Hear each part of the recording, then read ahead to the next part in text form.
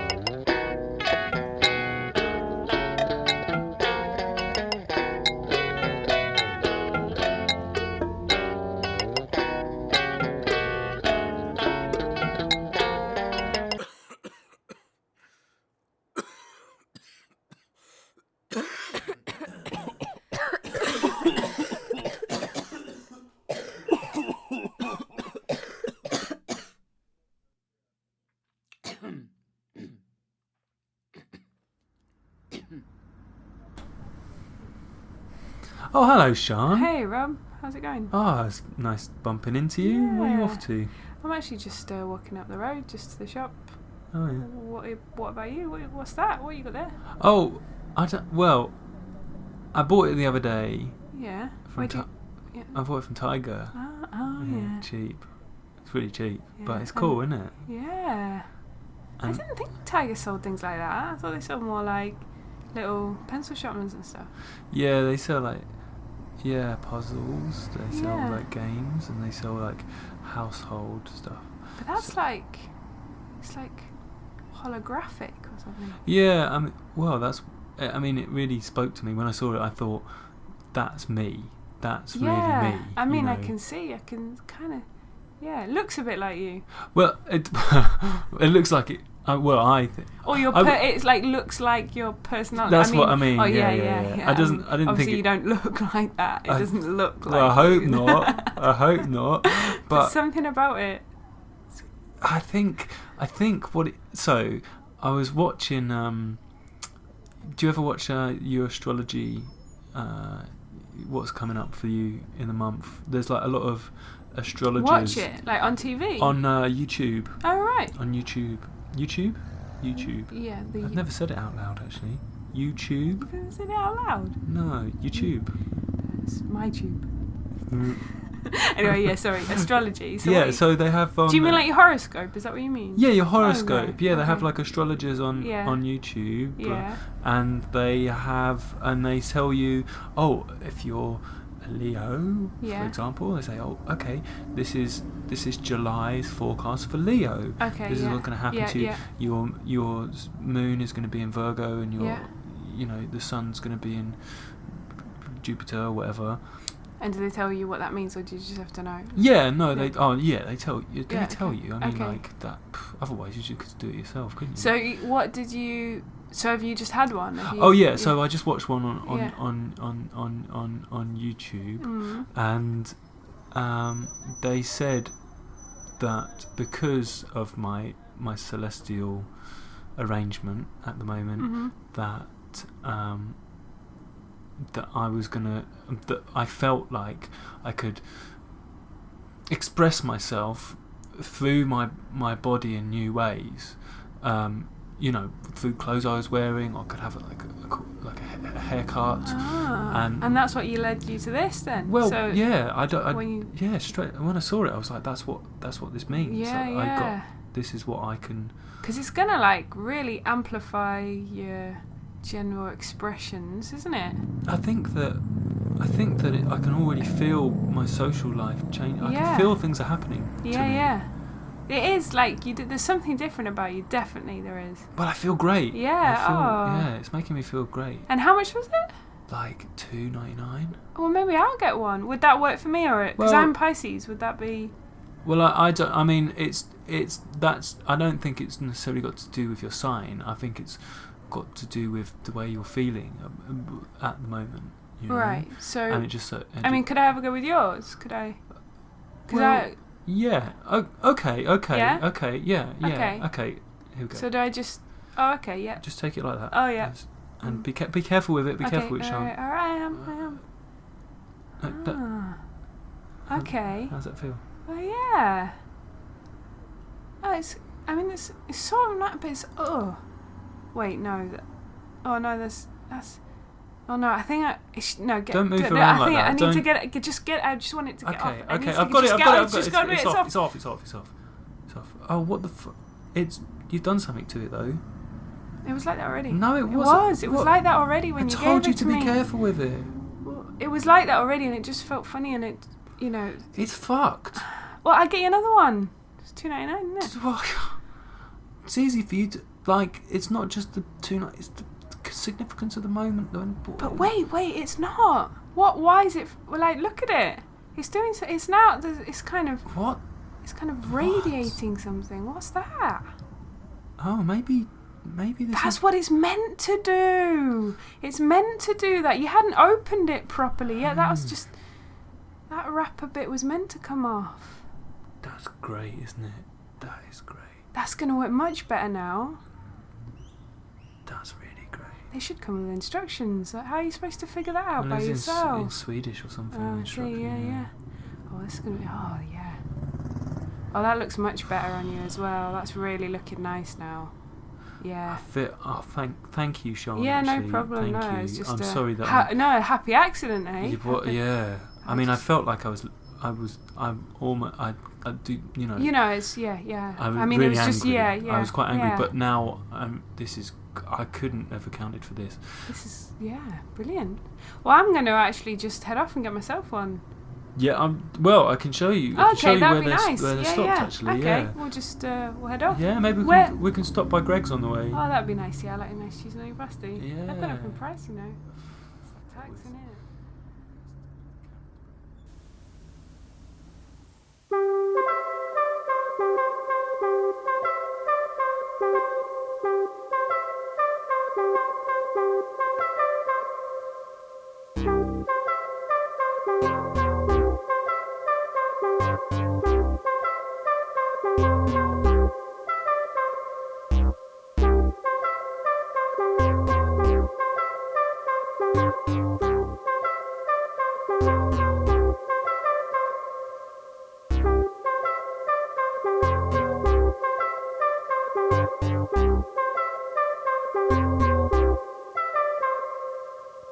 Clouds form over my head every morning before breakfast.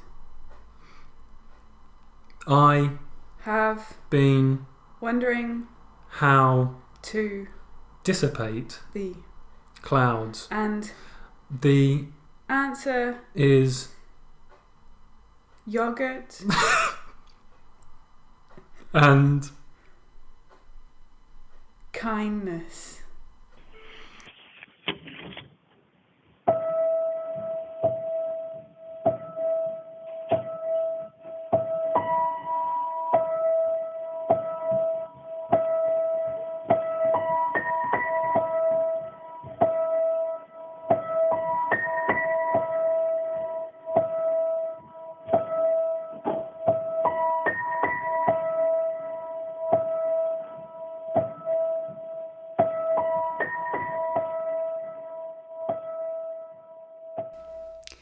This was Teresa's third attempt at introducing MJ to rock climbing.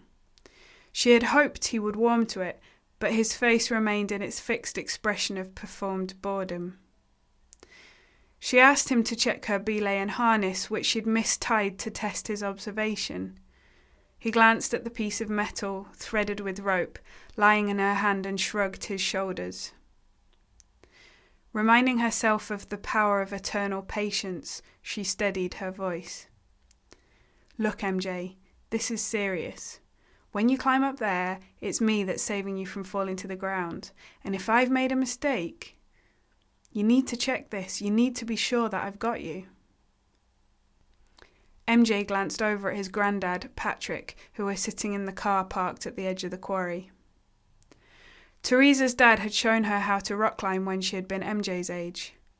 He had taken her out to the crags of the Peak District, and she had been in awe of the miles of rock that towered above her, fascinated by the intricacy of the cracks and pockets, and the secret knowledge her dad had access to as he expertly tied mysterious knots and arranged the gear in complex combinations. Getting to the top had seemed an impossible task from the ground, but the routes revealed themselves to her move by move as she learned to navigate the vertical landscape.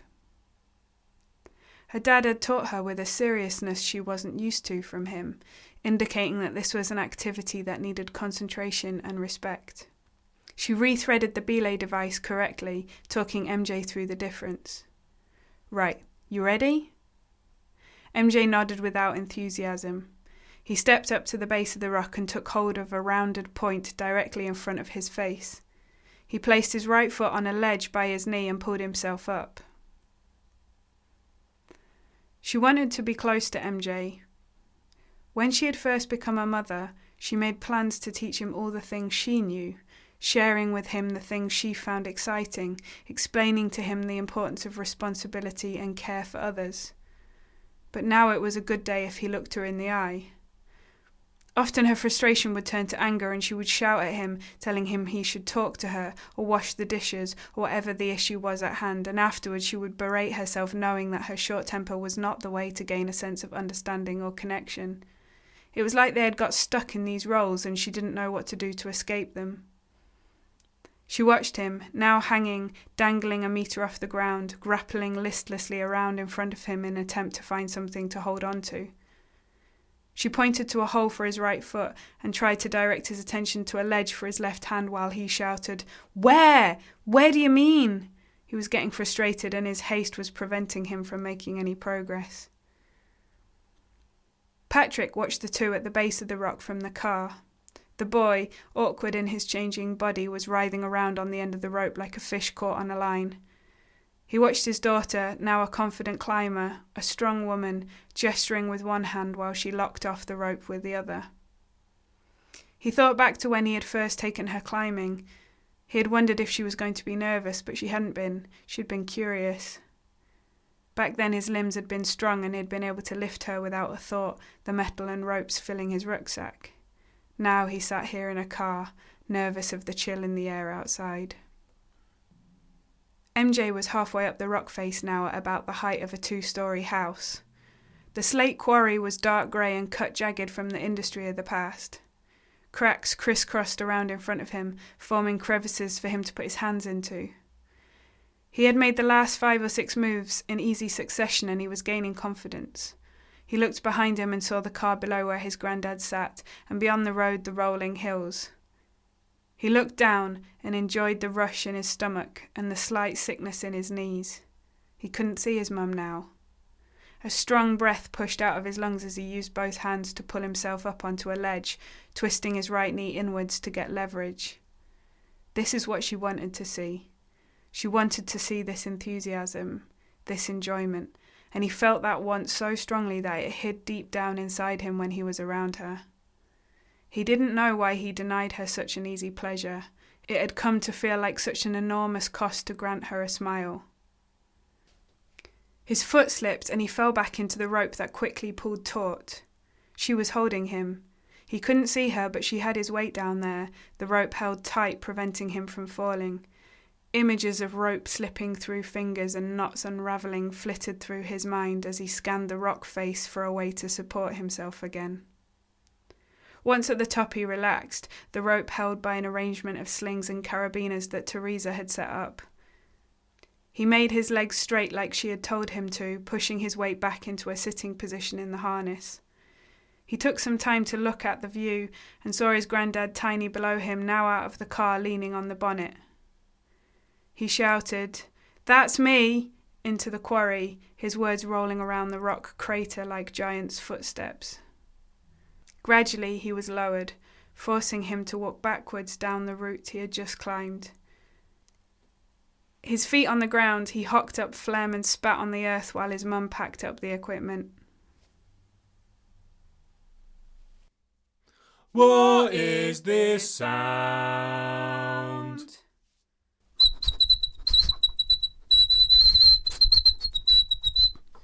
Are you whistling It sounds like with your a nose whistle in into somebody's something? nose.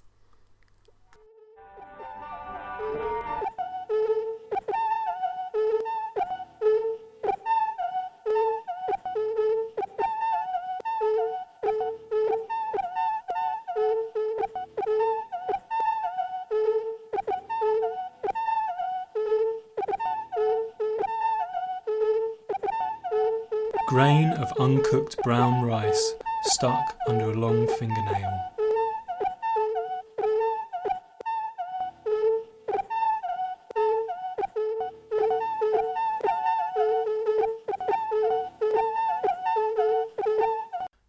No one really knows how it became fashionable for every coffee shop to have a little brick wall outside the front for people to sit on.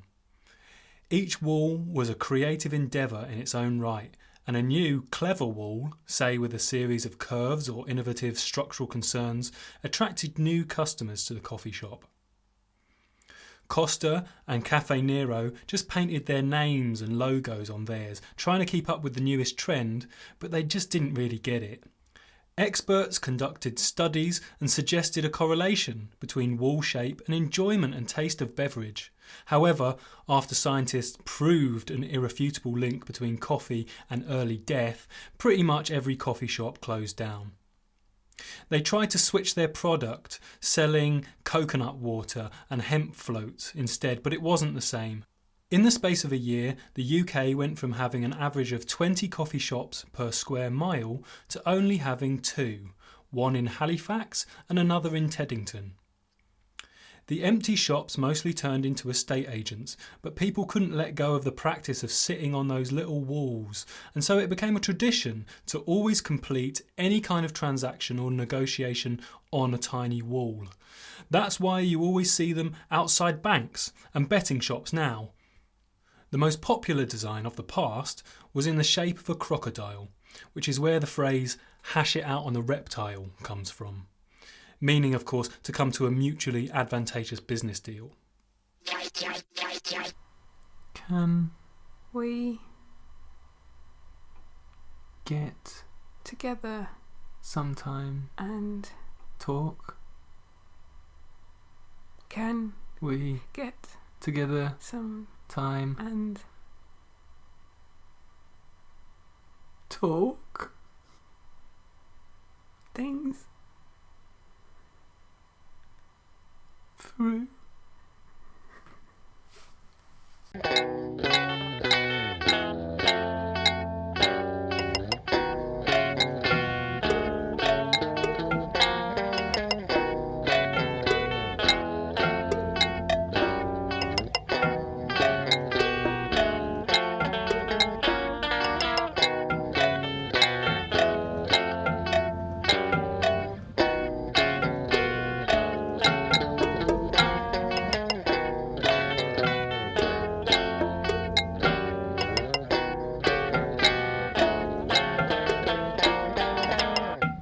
FA Cup filled up with sausages and beans.